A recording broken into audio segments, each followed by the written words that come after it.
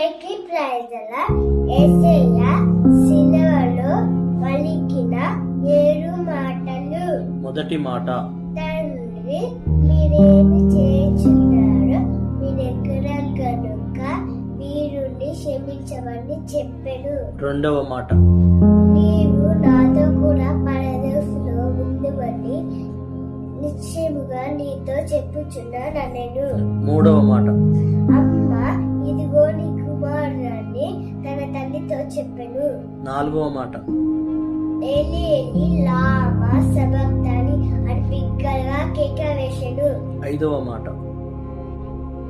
లేఖనము నెరవేరినట్టు నీ తప్పితోని ఉన్నానెను.